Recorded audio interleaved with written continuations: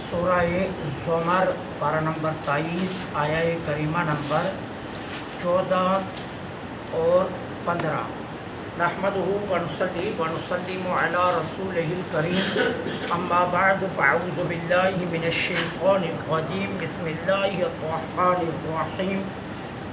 قل اللہ اعبد مخلصا لہ دینی فاعبدوا ما شئتم من دونہ قل ان الخاسرین الذین خسروا انفسهم واہلیہم یوم القیامہ الا ذلک هو الخسران المبین۔ صدق اللہ العظیم۔ قل فرما دیجئے، اللہ اعبدو، اللہ ہی کی میں عبادت کرتا ہوں، مخلصاً اخلاص کے ساتھ، لہو دینی اس کی اطاعت کرتے ہوئے، فعبدو پس کرو تم عبادت، ما شئتم جس کی تم کرتے ہو، من دونی اس کے سوا، قل فرما دیجئے، ان الخاسرین بے شک نقصان اٹھانے والے، الذین وہی لوگ ہیں، خسروا انفسہم جو نقصان کر رہے ہیں اپنا، واہلیہم اور اپنے اہل و عیال کا، یوم القیامتی قیامت کے دن، الا خبردار، ذالکا یہی هو الخسران المبین کھلا نقصان ہے۔ اب اللہ جل سبحانہ و تعالی نے پیچھے اپنے محبوب کو حکم دیا تھا، آپ نے آیہ کریمہ نمبر 11 میں یہ پڑھا کہ اللہ نے حکم دیا، محبوب آپ کہہ دیجئے میں اللہ ہی کی عبادت کرتا ہوں، یا مجھے حکم دیا گیا کہ میں اللہ کی عبادت کروں۔ اب یہاں سرکار اس حکم کی تعمیل کرتے ہوئے اللہ حضور کی اس کیفیت کو بیان فرما رہے ہیں کہ محبوب آپ کہہ دو، اللہ اعبدو، میں اللہ ہی کی عبادت کرتا ہوں۔ وہاں کا حکم اللہ کی عبادت کرو، اور یہاں کہا جا رہا ہے اعلان کر دو کہ میں اللہ ہی کی عبادت کرتا ہوں، مخلصاً اخلاص کے ساتھ۔ اور اخلاص میں نے آپ کو پہلے بھی بتایا ہے، حضرت جنید بغدادی رحمت اللہ علیہ اخلاص کا معنی کرتے ہیں خلوت اور جلوت دونوں حالتوں میں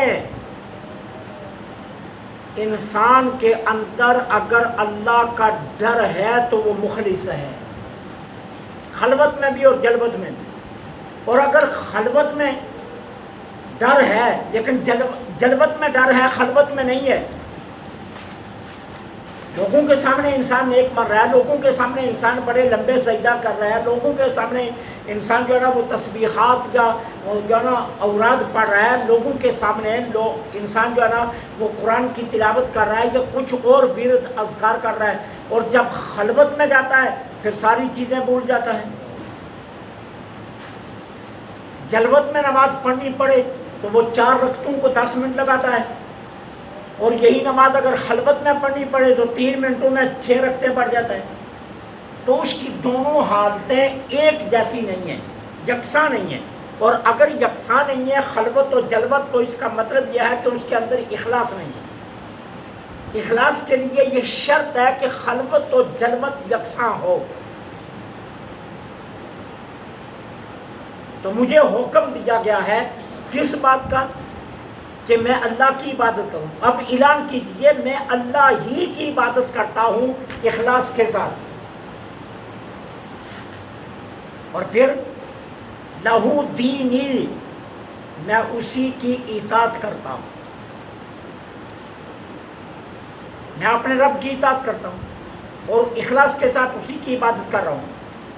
اب آگے فرمایا فَاعْبُدُوا مَا شِئْتُم مِّن دُونِهِ، تم اللہ کے سوا جس کی عبادت کرتے ہو کرتے رہو۔ اب اس کا معنی یہ نہیں ہے کہ کافروں کو اجازت دی جا رہی ہے کہ تم جس کی جی چاہو عبادت کرو، یہاں کوئی اجازت نہیں دی جا رہی. یہ زجر، توبیخ، ڈانٹ ڈبٹ کے جملے ہیں. جس طرح کوئی انسان کسی کو بار بار سمجھائے اور بار بار سمجھانے کے باوجود وہ انسان باز نہ آئے نا، تو پھر وہ ڈانٹ ڈبٹ کرتے ہوئے کہتا ہے جا جو تیرا جی چاہتا ہے کرتا ہے. انسان سمجھتا ہے شاید پتہ نہیں اس نے مجھ کو اذن عام دے دیا، کھلی اجازت دے دیا کہ جو میرا جی چاہتا ہے، لیکن اصل میں وہ کھلی اجازت نہیں ہوتی ہے، وہ سخت ترین زجر ہوتی ہے،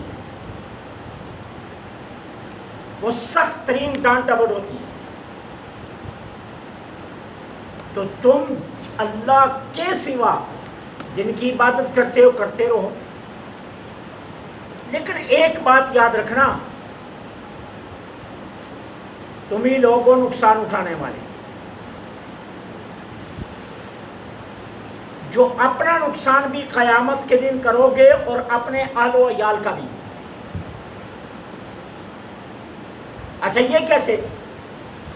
اپنا نقصان کیسے؟ کہ اللہ کے سوا کی عبادت کر کے، کفر کر کے، نافرمانی کر کے جہنم کے مستحق ہو رہے ہو. اور اولاد کا کیسا؟ اگر اولاد تمہارے نقش قدم پر چلی تو وہ بھی تمہارے ساتھ جہنم میں جائے گی، اور اگر وہ ایمان والے بن گئے تو وہ جنت میں ہوں گے اور تم جہنم میں. تو اب تمہاری اولادوں کو تکلیف ہوگی جنت میں کہ ہمارے ماں باپ جہنم میں جا رہے ہیں. تو گویا تم اپنا نقصان تو کرو گے نا، ساتھ اپنی اولادوں کا نقصان بھی کرو گے کہ وہ جنت میں ہوتے ہوئے بھی سکون نہیں لے سکیں گے کہ جی دیکھو ہمارے ماں باپ جہنم میں جا رہے ہیں، کاش یہ بھی ہماری طرح ایمان لے آتے. تو اپنا نقصان بھی کر رہے ہو اور اپنے اولادوں کا نقصان بھی. یہ تم کر رہے ہو. تم یہ مت سمجھو کہ تم اپنا ہی نقصان کر رہے ہو. اگر ایک انسان اپنی اولاد کے سامنے جھوٹ بولتا ہے نا، اولاد کے سامنے جو ہے نا وہ رشوت کے پیسے لاتا ہے، اولاد کے سامنے حرام دولت لے کر آتا ہے، وہ یہ نہ سمجھے میں اپنا نقصان کر رہا ہوں. میری اولاد تو اچھے اسکولوں میں پڑھ رہی ہے، میری اولاد تو اچھا لباس پہن رہی ہے، میری اولاد تو اچھی گاڑی پر بیٹھ رہی ہے، میری اولاد اچھے گھر میں رہ رہی ہے، تو نقصان تو میرا اپنا ہو رہا ہے. نہیں، یہ سارا اپنے ساتھ اپنی اولاد کا بھی نقصان کر رہا ہے. کیوں؟ جب آپ اپنے بچوں کے سامنے جھوٹ بولیں گے تو کل آپ کے بچوں کو بھی یہ عادت پڑے گی. جب آپ اپنے بچوں کو حرام کے لقمے کھلائیں گے تو نتیجہ کیا نکلے گا؟ حرام کا ایک لقمہ ایک لمحے میں خون کے اندر 70 تبدیلیاں کرتا ہے. اب آپ اپنی اولاد کا نقصان کر رہے ہیں. ٹھیک ہے؟ اچھا، ان 70 تبدیلیوں میں کیا ہے؟ سب سے پہلی نافرمانی، اولاد آپ کی نافرمان ہو جائے گی. نمبر 2، غیرت ان کے اندر سے نکل جائے گی.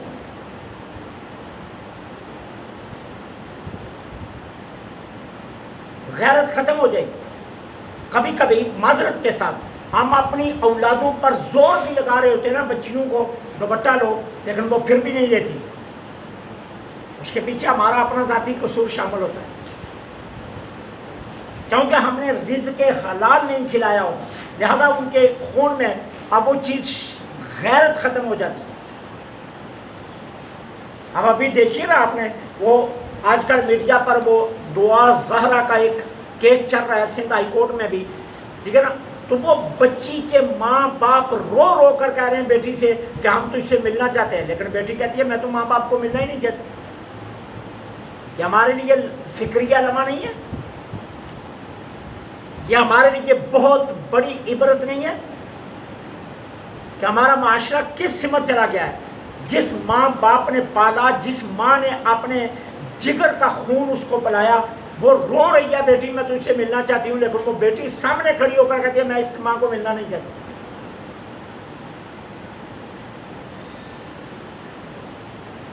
ٹھیک ہے؟ ماں نے چیخ کر جج کو کہا میں بیٹی کو ملنا چاہتی ہوں، اور جج نے کہا ملا دو، لیکن جج کے حکم کے باوجود بیٹی کہتی ہے میں ماں کو نہیں ملنا چاہتی. یہ ہمارے لیے لمحہ فکریہ ہے.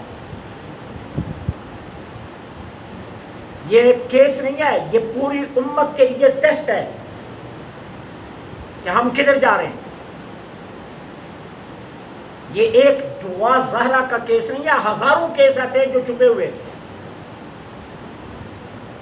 تو اس کے پیچھے ہمارے اپنے کرتوت شامل ہیں، تو وہ اپنا نقصان بھی کریں گے اور اپنے اہل و عیال کا نقصان بھی۔ اور دوسرا، اگر آپ عقلی طور پر سوچیں نا تو عقلی طور پر بھی دیکھ لیں، اللہ نے ہمیں حیات دی ہے، حیات کے ساتھ اللہ تعالیٰ نے ہمیں عقل دی ہے، اور عقل کے ساتھ اللہ تعالیٰ نے ہمیں اپنے اعضاء پر قدرت عطا کی ہے۔ اپنے اعضاء پر اللہ نے ہمیں قدرت عطا کی ہے۔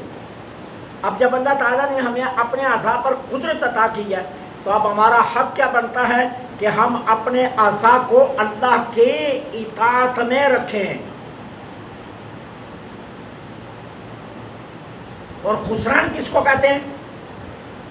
خسران کہتے ہیں انسان اپنی جمع پونجی بھی گوا بیٹھے، اور ایک مومن کی جمع پونجی، ایک مومن کی اصل پونجی کیا ہے؟ جنت۔ کیوں؟ کہ ہمارے باپ کو جو میراث ملی وہ جنت تھی۔ آدم کو روح ڈالنے کے بعد اللہ نے جنت میں بھیجا، اور اللہ تعالیٰ عز و جل نے قرآن کریم پارہ نمبر 17 میں خود فرمایا وَلَقَدْ كَتَبْنَا فِي الزَّبُورِ مِن بَعْدِ الذِّكْرِ أَنَّ الْأَرْضَ يَرِثُهَا عِبَادِيَ الصَّالِحُونَ۔ ہم نے یہ زبور و تورات و انجیل اور قرآن سبھی کتابوں میں لکھا ہے کہ جنت کے وارث ایمان والے ہیں۔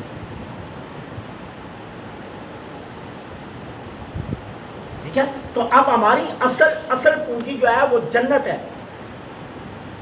اب شعور کا تقاضا یہ تھا کہ ہم اپنی اصل پونجی کو بچا کر رکھتے، لیکن اگر ہم نے نافرمانیوں کے ذریعے اپنی اصل پونجی کو ہی گوا دیا تو ہم سے بڑا نقصان اٹھانے والا کون ہے؟ اس لیے خسران کا جملہ بولا گیا، ذالک هو الخسران، یہ ہیں وہ نقصان کرنے والے۔ اور کیا نقصان کیا؟ اپنی اصل پونجی بھی گوا بیٹھے۔ ایک تو ہوتا ہے نفع نہیں کمایا، تو نفع نہیں کمایا تو اصل سرمایہ تو محفوظ ہے نا یارو، لیکن اگر اصل سرمایہ بھی جاتا رہے تو پھر سب سے بڑا نقصان یہ ہوتا ہے۔ تو یہاں اصل سرمایہ ہی گوا بیٹھے، تو اس سے کہا فَاعْبُدُوا مَا شِئْتُم مِّن دُونِی، اللہ کے سوا جس کی عبادت کرنا چاہتے چاہو کرو، لیکن ایک بات یاد رکھنا، تم اپنا نقصان بھی کر رہے ہو اور اپنے آل و عیال کا نقصان بھی، اور یہ قیامت کے دن تمہیں پتہ چل جائے گی۔ تمہیں بروز قیامت پتہ چلے گا کہ تم نے نقصان کیا کیا۔ الا تنبیہ، الا کا عربی زبان میں معنی بنتا خبردار۔ کبھی آپ نے 11,000 وولٹ کے کھمبے پر دیکھا نا، انہوں نے لکھ کر لگایا ہوتا ہے خبردار 11,000 وولٹ کی لائن جا رہی ہے، اس کھمبے کو چھونا مت۔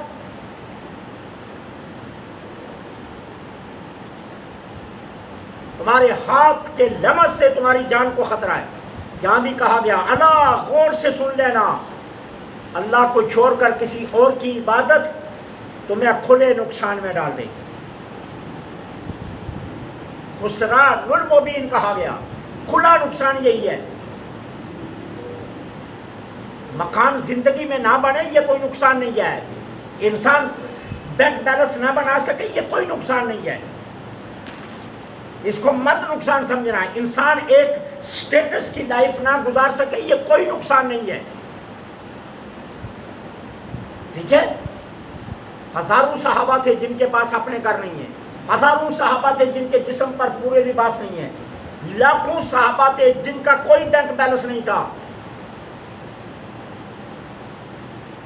جن کے گھر میں کوئی چیز نہیں تھی۔ 24 لاکھ مربع میل کے حاکم کا جب وصال ہوا تو اپنے بیٹے حضرت عبداللہ سے پوچھا کفن کے لیے پیسے ہیں؟ تو جواب آیا نہیں۔ حضرت ابوبکر صدیق کا وصال ہوا، 2.5 سال خلیفۃ الرسول رہے، اپنے بیٹے عبد الرحمن سے پوچھا بیٹا کفن کے پیسے کہا نہیں، کہا جو لباس جسم پر ہے اسی میں کفن دے دینا، مجھے لے لباس کی ضرورت نہیں ہے، اگر اللہ کو میں قبول آ گیا تو وہ خود لباس پہنا دے گا، اور اگر نیا پہن کر گیا اسے قبول نہ آیا تو یہ اتار کر آپ کا لباس پہنا دیا جائے گا۔ تو یہ سٹیٹس ہونا یہ کوئی کامیاب زندگی نہیں ہے۔ انسان کی کامیاب ترین زندگی کیا ہے کہ انسان اپنی آخرت کی پونجی کو بچائے۔ قرآن نے ایک اور جگہ پر اسی عنوان کو یوں بیان کیا، کل نفس ذائقۃ الموت انما توفون اجورکم یوم القیامہ فمن زحزح عن النار وادخل الجنہ فقد فاز۔ اللہ فرماتا ہے جو اپنے آپ کو جہنم سے بچا گیا، جنت میں داخل ہو گیا، اللہ اعلان کرتا ہے کہ کامیاب زندگی یہ گزارا ہے۔ تو کامیاب زندگی کا معیار یہ ہے۔ تو اس لیے اعلیٰ تنبیہ کرتے ہوئے، ریڈ لائن دیتے ہوئے، خبردار کرتے ہوئے کہا گیا هو الخسران المبین، یہ کھلا نقصان ہے، خیال رکھنا اپنا کھلا نقصان مت کرنا۔ اللہ سے دعا ہے اللہ حق کہنے کی